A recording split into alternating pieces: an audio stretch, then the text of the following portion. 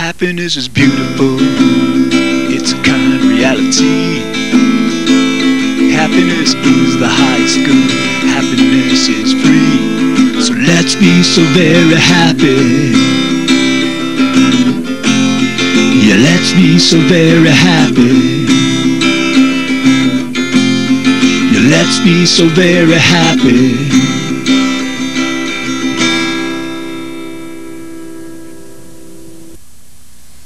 Welcome to the Happiness Show.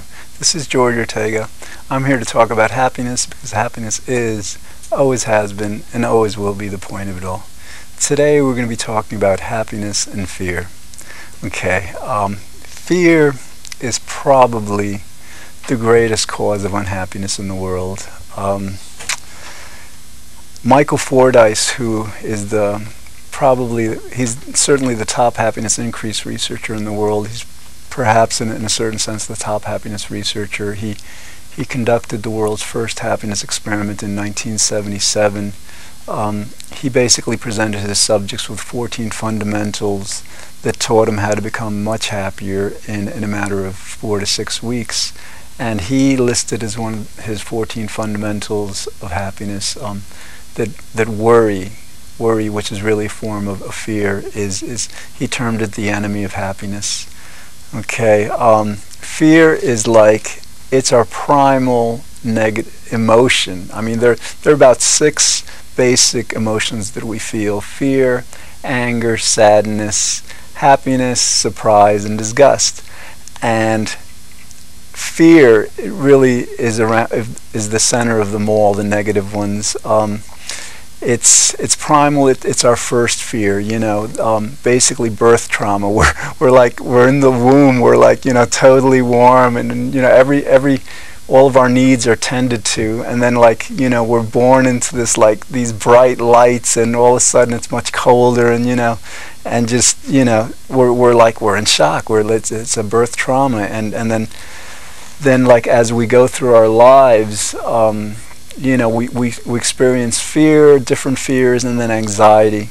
Before I go explain a bit more about this, I just want to pretty much go over the difference between fear and anxiety. They're very related. Basically, fear is really when we know what we're afraid of. You know, when, you know, it's a circumstance, a situation, a person, you know, something in the future that may happen. And then an anxiety is generally when we're feeling fear, but it's like we can't really pinpoint what it's about. You know, sometimes if we delve into it, if we really try to analyze our life, we'll come to realize, yes, that's why I've been afraid. You know, that's why I've been feeling so anxious. But in general, anxiety is something that, you know, stays with us, and we're not really sure what it's about. Most of our fears, I think, are about other people. You know, including ourselves. You know, we have, you know, we're social people. Our well-being depends to a great extent upon others. I mean, we learn this very early in life. You know, our entire existence is in the hands of our parents. So, I mean, we learn to have this kind of like healthy fear of them, that, you know, we're going to be good, we're going to make sure they're pleased so that we can get what we need. And then, you know, later in life, you know, our friends become very important to our happiness, and so that, you know, we develop a fear of their disapproval, or a fear of disapproval of our, you know, our significant other, our spouse, because they tend to be so important to our happiness. We also develop, of course, fear of our bosses and our superiors, you know, those who are basically in charge of, you know, our livelihoods, our jobs, what we do. And a lot of times, you know, we become afraid of ourselves, of our own estimation of ourselves. Like, self-esteem is very important to our happiness here in the United States, and like a lot of times we're afraid of our own disapproval, that, you know, we do something wrong and we're going to, like, you know, not like ourselves. So, all right, this show is pretty much about how to overcome fear, and it's about one way to overcome fear, because there are different strategies. And I'm going to eventually have to do a show about this technique in general, but I've presented it before. All right. First, let me just go over how we tend to one way of overcoming fear that that we use, and that's like the just do it approach. That's like, just jump in the water. If it's cold, just jump in, get it over with, get it done, and that will do it. That that's a scary way. That's a scary way. That sometimes it may not work that well, because sometimes we'll jump into a situation that maybe we're not totally prepared for. We might have overcome the fear with an impulsive courage, but sometimes, like, overcoming fear might be better done with more consideration and discrimination. We'll get into that a bit later. So, but the technique that I'm going to present today for overcoming fear is cognition determination. Okay, now cognition determination, it's a general term for what I've described on a previous show and on my website as the Apache method. And the Apache method is the antidotal positive adjectives character and happiness enhancement method. And so I had to shorten it to Apache. And cognition determination is pretty much what it says. It's like our cognitions are our thoughts. Okay, and the idea is that rather than allowing our thoughts to just come into our minds habitually, as they pretty much do for most of our time, for most of our days, we can develop the skill of determining, determining what these thoughts, what these cognitions will be. A good example, let's say we're learning to play tennis. All right, let's say we've never taken a lesson before, right? So let's say we're trying to serve, and we're just hitting it, whatever way we think is right, and it'll probably be different each time, and it'll be according to whatever whim our bodies have at the time. But let's say we learn different techniques of serving, the position of our bodies, how high to throw the ball, how far back to hold the racket and all.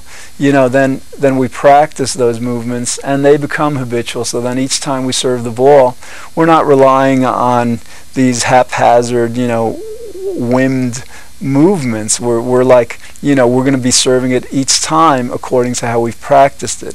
So we can apply the same principle to our thoughts, and this is how we can apply it to overcoming fear. All right, I've tried this method recently, actually over the last month and a half, and it's powerful. It is very, very powerful. Basically, the technique calls upon one to just one can do this with a pen and paper. I like to sit maybe in a coffee shop or out in public around people to do this, because I find when I'm around people, other people will motivate my thoughts and feelings more than if I'm just sitting at home alone or something.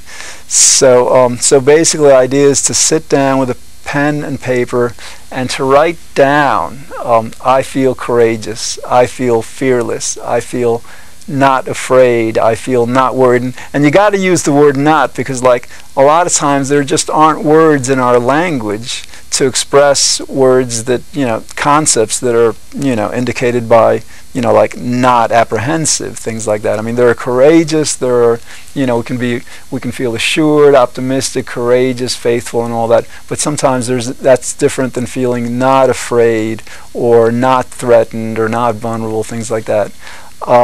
So anyway, so you do this, and you find that as you're doing this, and this has been verified by a lot of experimentation, both in short term and long term. When we feed our minds, whatever kinds of thoughts, pleasant thoughts, negative thoughts, whatever, we feed our minds these thoughts for a certain amount of time, and this time could be as little as 5-10 minutes. Our minds will reflect whatever we're feeding it. So naturally, if we're seeing, for example, an unpleasant movie, we'll begin to feel unpleasant. If we're writing down positive statements like I feel great, we'll begin to feel great. And if we're writing down statements like I feel not afraid, I feel fearless, I feel courageous, I feel confident, we'll begin to feel that. Okay. So that's the pen and paper method of using this cognitive determination.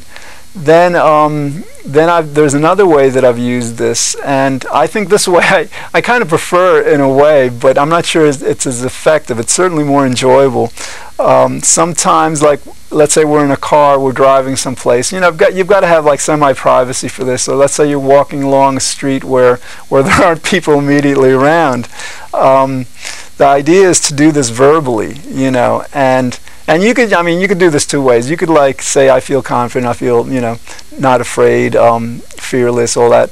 And if you go through a thesaurus, you can get more words for this. These are the ones I concentrate on, but there's more, and you can certainly repeat yourself if you have to with this.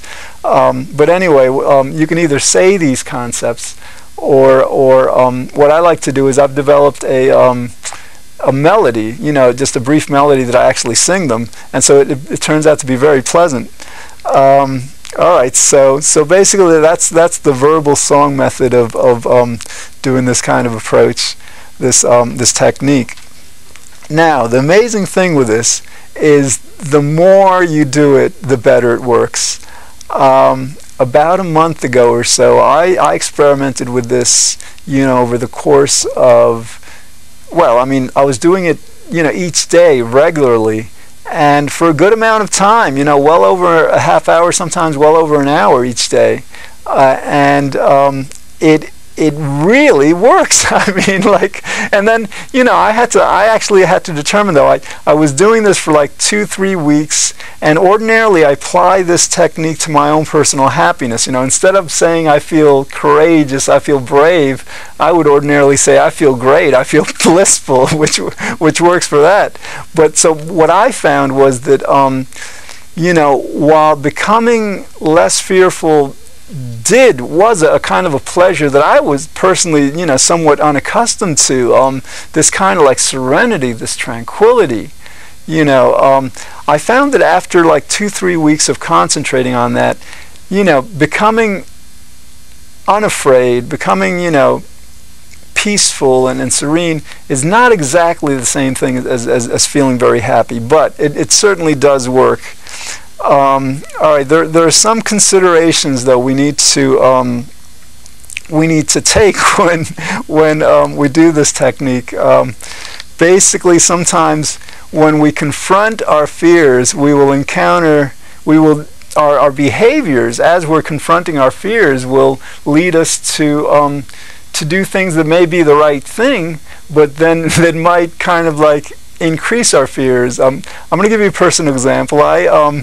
You know, I live in an apartment building, and there's like this fan unit that was like, it's been too loud. It's been like this for like, oh God, years.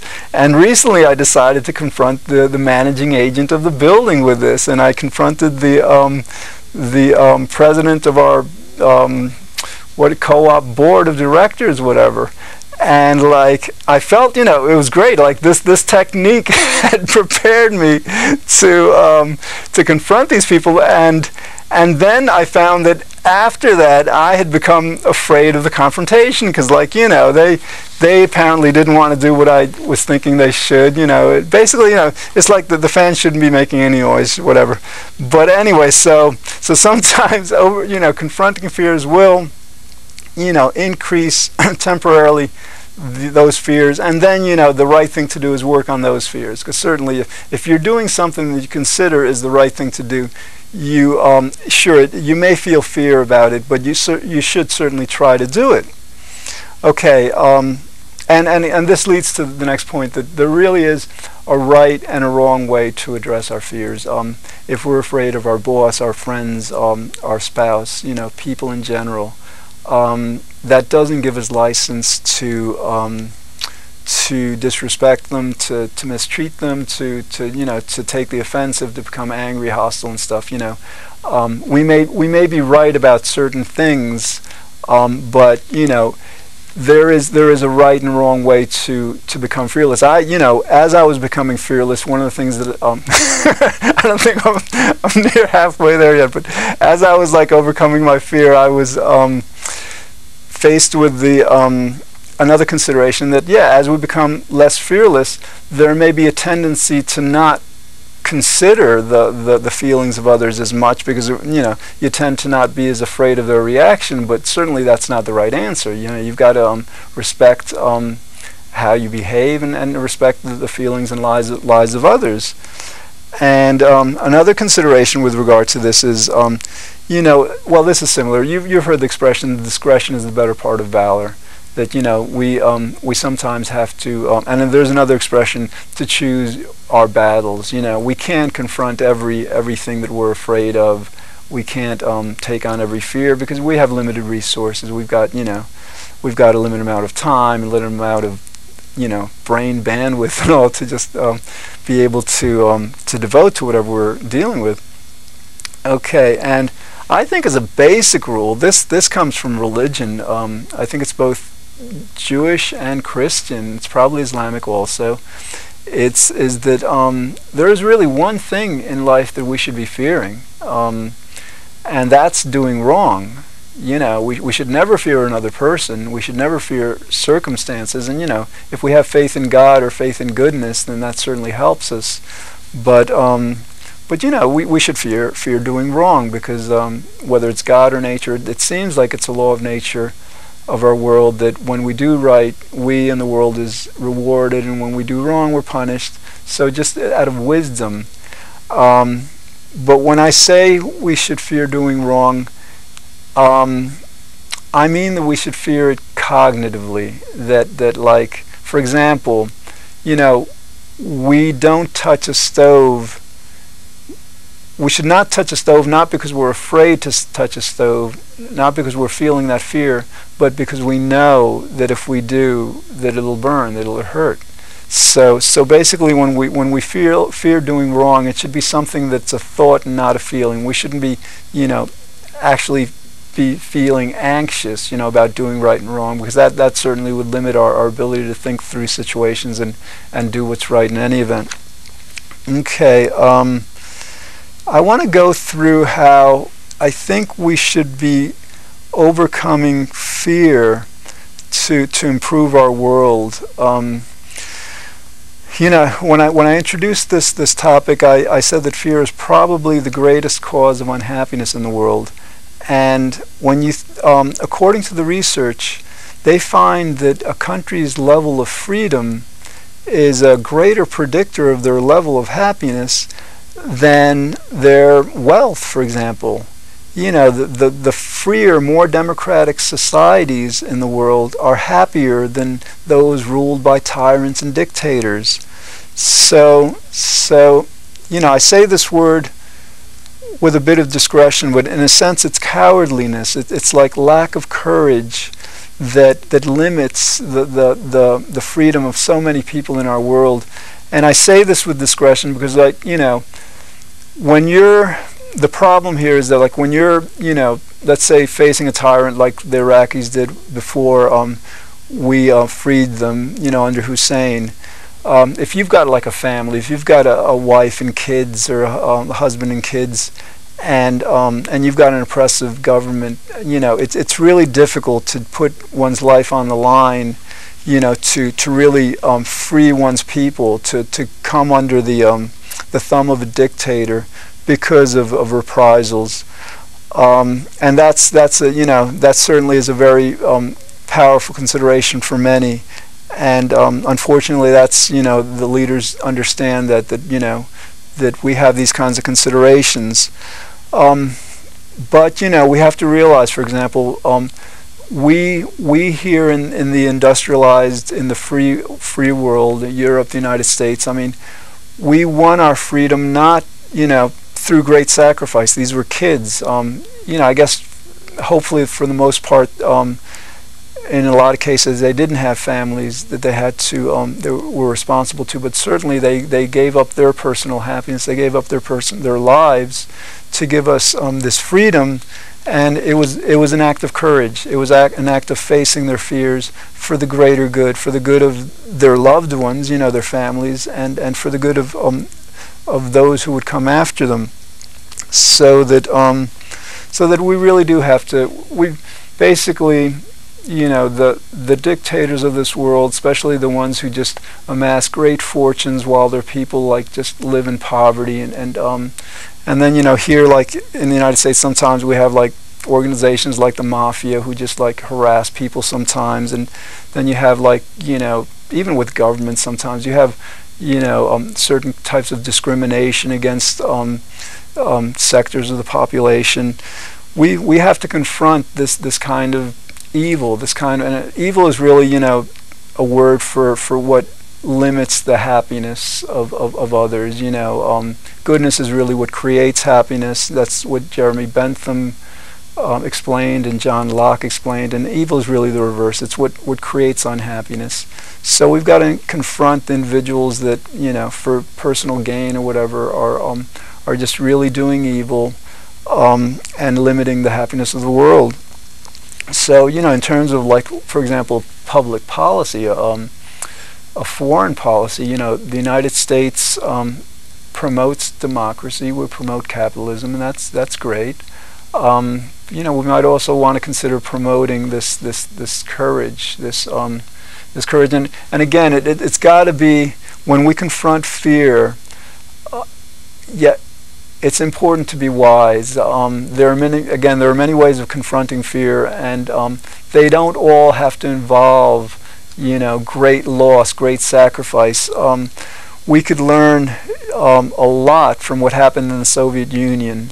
You had a group of individuals, and I mean, who could have thought that the Soviet Union, this vast, enormous, very powerful empire, could crumble without a shot being fired? I mean, it's absolutely amazing, absolutely inspiring, and this was a direct result of a small group of people that overcame their fears.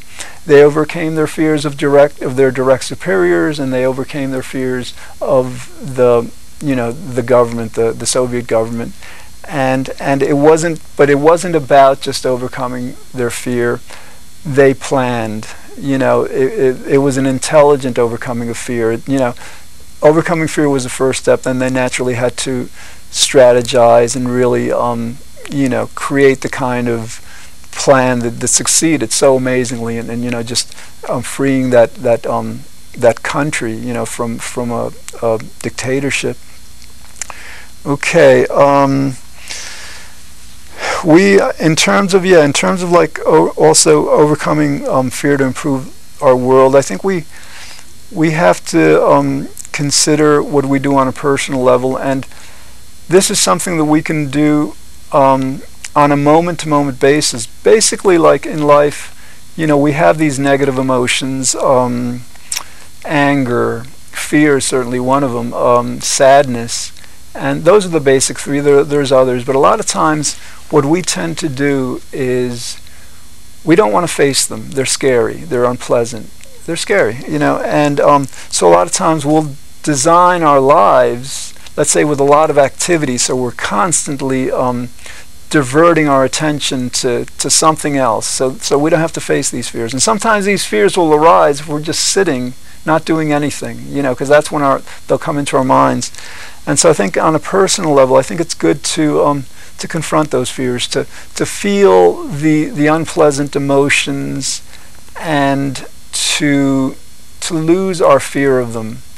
Because only as we lose our fear of these unpleasant emotions, only as we realize that they're just emotions, they're not realities. And again, like with fear, this is something Michael Fordyce pointed out. This is something that's pretty well documented in research, that 90% of what we worry about never happens. So in general, we're usually afraid of things that we shouldn't be afraid of. And with these negative emotions, it's the same thing. There's no rational reason for us to be afraid of them in, I would say, the vast majority of cases. So as we confront these negative emotions, then we can learn to understand them, to understand what their role is in our lives, and then we don't have to, as we can understand them, we can resolve them, and we don't have to constantly structure our lives around diverting our time to these distractions that will just, they'll save us from confronting the fears, but that keeps us like a hamster in a one of those treadmill things that just keeps us running. Okay, let's see. We've got a couple more minutes left, and what I'm going to do is I'm going to like go through some. I've run out of fear stuff. I'm afraid I've run out of fear stuff. So I'm going to go through some strategies and considerations that will help us to become happier. Okay, one is like the perfect is the enemy of the good. A lot of times, you know, we have things we want to do, you know, things that are called upon by our jobs, you know, related to like hobbies we may have, or just, you know, let's say personal favors for friends and stuff. And, you know, in school we're taught, you know, to go for the A's. We're taught to really do well and to do as well as we can.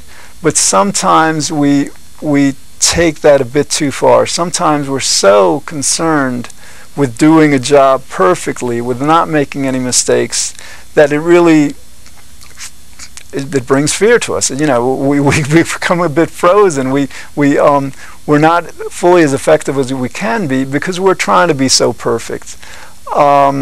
So again, the perfect is the enemy of the good. This is an expression that I first read in a book about art. A lot of times artists are afraid to work because artists can be extremely critical of their work. You know, it's just never good enough. And if an artist has ever gone to like an art school, you know, I was an art major at one point. They'll show you these slides of these great masterpieces by Da Vinci and Michelangelo and all, and we know we're not going to do anything that great ever. And so like it can be limiting. So again, the perfect is the enemy of the good, and if we really want to do good in the world, we should really do good but not try to be perfect, because that will limit us. Okay, that's all we have time for today. Thanks for watching. In the future we'll explore other topics designed to help us better enjoy life. This is George Ortega saying, feel good, be well, think happy, and I'll join you next time here on The Happiness Show. Happiness is powerful, it's our underlying need.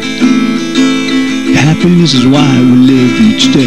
Happiness is destiny. So let's be so very happy.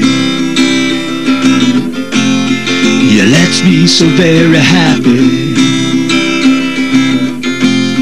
Yeah, let's be so very happy.